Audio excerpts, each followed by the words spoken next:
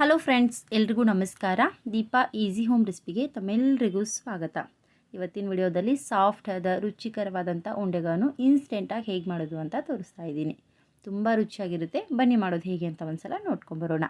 ಮೊದಲು ಇದಕ್ಕೆ ಬೇಕಾಗಿರುವಂಥ ಸಾಮಗ್ರಿಗಳು ನೋಡ್ಕೊಳ್ಳೋಣ.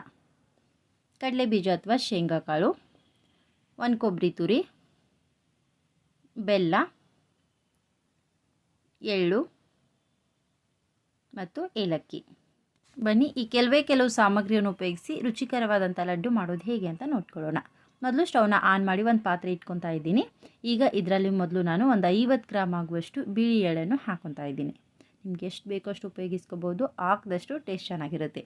ಈಗ ಇವುಗಳನ್ನು ಮೀಡಿಯಮ್ ಫ್ಲೇಮ್ನಲ್ಲಿ ಒಂದು ಸ್ವಲ್ಪ ಕಲರ್ ಚೇಂಜ್ ಆಗೋವರೆಗೂ, ಅಂದರೆ ಸ್ವಲ್ಪ ಕೆಂಪಗಾಗೋವರೆಗೂ ಹುರ್ಕೊಳ್ಳೋಣ. ಎಳ್ಳು ಸೀದೋಗಬಾರ್ದು, ಆದರೆ ಚೆನ್ನಾಗಿ ಹುರಿದಿರಬೇಕು. ಆ ರೀತಿ ಹುರ್ಕೊಳ್ರಿ.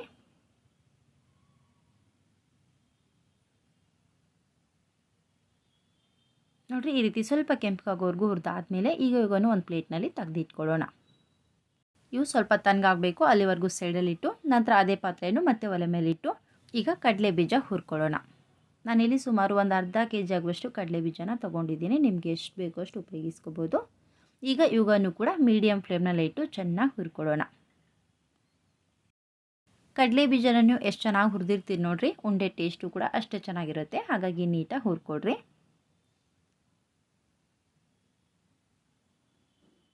ನಿಮಗೆ ಉಂಡೆ ಜಾಸ್ತಿ ಕ್ವಾಂಟಿಟಿಯಲ್ಲಿ ಬೇಕು ಅಂದರೆ ಎಲ್ಲವನ್ನು ಡಬಲ್ ಮಾಡಿಕೊಡ್ರಿ. ಸುಮಾರು 20ರಿಂದ 30ವರೆಗೂ ಉಂಡೆ ಬೇಕು ಅಂದರೆ ಈ ಕ್ವಾಂಟಿಟಿಯಲ್ಲಿ ನೀವು ಮಾಡ್ಕೋಬೋದು.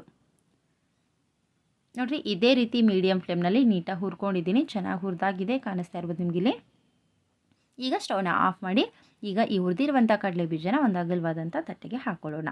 ಇವು ಸ್ವಲ್ಪ ತಣ್ಣಗಾಗಲಿ, ಅಲ್ಲಿವರೆಗೂ ಸೈಡಲ್ಲಿ ಇಟ್ಕೊಳ್ಳೋಣ. ನಂತರ ಒಲೆ ಮೇಲೆ ಮತ್ತೊಂದು ಫ್ರೈ ಪ್ಯಾನ್ನ ಬಿಸಿ ಮಲ್ಗಿ ಇಟ್ಕೊಂಡಿದ್ದೀನಿ. ಈಗ ಇದಕ್ಕೆ ನಾನು 1 ಕಪ್ ಆಗುವಷ್ಟು 1 ಕೊಬ್ಬರಿ ತುರಿಯನ್ನು ಹಾಕೊತಾ ಇದ್ದೀನಿ. ಇದು ಕೂಡ ಸ್ವಲ್ಪ ಬಿಸಿ ಆಗಬೇಕು. ಹಾಗಾಗಿ ಮೀಡಿಯಮ್ ಫ್ಲೇಮ್ನಲ್ಲಿಟ್ಟು ಒಂದು ಸ್ವಲ್ಪ ಹುರ್ಕೊಳ್ಳೋಣ. ಬೇಗನೆ ಸೀದೋಗುತ್ತೆ, ಹಾಗಾಗಿ ಲೋ ಅಥವಾ ಮೀಡಿಯಮ್ ಫ್ಲೇಮ್ನಲ್ಲಿಟ್ಟು ನೀಟಾಗಿ ಹುರ್ಕೊಳ್ರಿ. 1 ಕೊಬ್ಬರಿ ಮೇಲಿರುವಂಥ ಸಿಪ್ಪೆನ ತೆಗೆದು ಈ ರೀತಿ ತುರಿದು ವೈಟ್ ಆದಂಥ ಕೊಬ್ಬರಿ ಮಾತ್ರ ತೊಗೊಂಡಿದ್ದೀನಿ. ನೋಡಿರಿ, ಈ ರೀತಿ ಗರ್ಗರಿ ಆಗಬೇಕು, ಅಲ್ಲಿವರೆಗೂ ಫ್ರೈ ಮಾಡ್ಕೋಬೇಕು. ನೋಡಿರಿ, ಚೆನ್ನಾಗಿ ಹುರಿದಾಗಿದೆ. ಈಗ ಗ್ಯಾಸ್ ಫ್ಲೇಮನ್ನು ಆಫ್ ಮಾಡಿ ಇದು ಕೂಡ ಸ್ವಲ್ಪ ತಣ್ಣಗಾಗೋವರೆಗೂ ಬಿಡೋಣ. ಮುಂಚೆನೇ ಕಡಲೆ ಬೀಜನ ಹುರಿದು ತಣ್ಣಗಾಗ್ಲಿಕ್ಕೆ ಬಿಟ್ಟಿದ್ದೆ. ಪೂರ್ತಿಯಾಗಿ ತಣ್ಣಗಾದ್ಮೇಲೆ ಸಿಪ್ಪೆ ತೆಗಿತಾ ಇದ್ದೀನಿ. ಪೂರ್ತಿಯಾಗಿ ತಣ್ಣಗಾದ್ಮೇಲೆ ತೆಗೆದ್ರೆ ಸಿಪ್ಪೆ ನೀಟಾಗಿ ಬರುತ್ತೆ. ನೋಡಿರಿ, ಎಲ್ಲ ಸಿಪ್ಪೆನ ತೆಗೆದು ರೆಡಿ ಮಾಡ್ಕೊಂಡಿದ್ದೀನಿ. ನೋಡಿರಿ, ಎಳ್ಳು ಕೂಡ ಪೂರ್ತಿಯಾಗಿ ತಣ್ಣಗಾಗಿದೆ. ಈಗ ಇದರಲ್ಲಿ ಒಂದು 3 ಸ್ಪೂನ್ ಆಗುವಷ್ಟು ಎಳ್ಳನ್ನು ಒಂದು ಕಪ್ನಲ್ಲಿ ಎತ್ತಿಟ್ಕೊತಾ ಇದ್ದೀನಿ.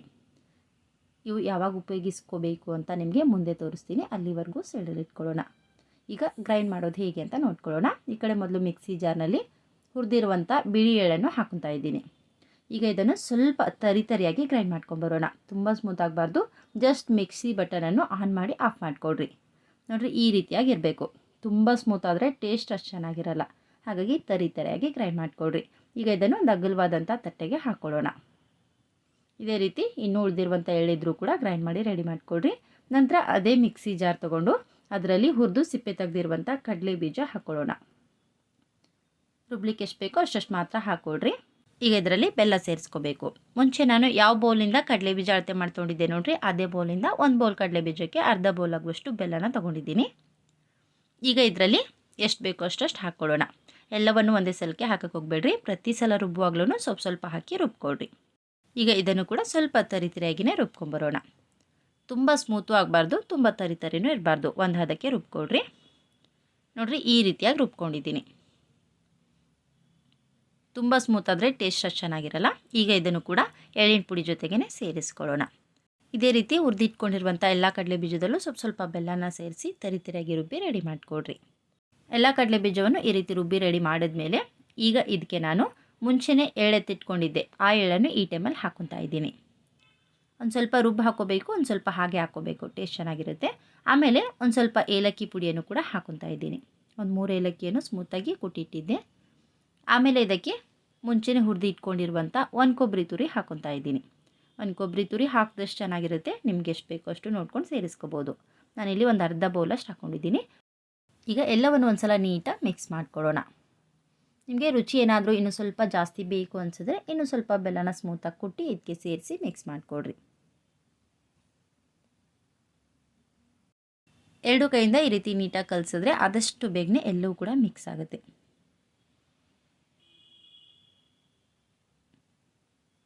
ಈ ರೀತಿ ಮಾಡಲಿಕ್ಕೆ ಜಾಸ್ತಿ ಟೈಮ್ ಏನು ಬೇಕಾಗೋದಿಲ್ಲ. ಫಟಾಫಟ್ ಅಂತ ಹುರ್ಕೊಂಡು ಸುಮಾರು ಒಂದು ಅರ್ಧ ಗಂಟೆಯಲ್ಲಿ ನೀವು ಈ ರೀತಿ ಉಂಡೆನ ಮಾಡಿ ರೆಡಿ ಮಾಡ್ಕೋಬೋದು. ಚೆನ್ನಾಗಿರುತ್ತೆ ಮತ್ತು ಆರೋಗ್ಯಕ್ಕೂ ಕೂಡ ತುಂಬಾ ಒಳ್ಳೆಯದು.